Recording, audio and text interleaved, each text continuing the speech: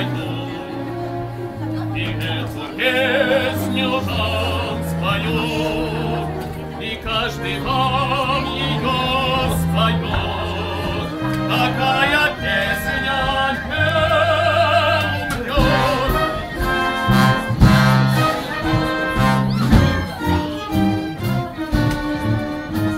С любой прекрасной этой песни знает с детства мои слова.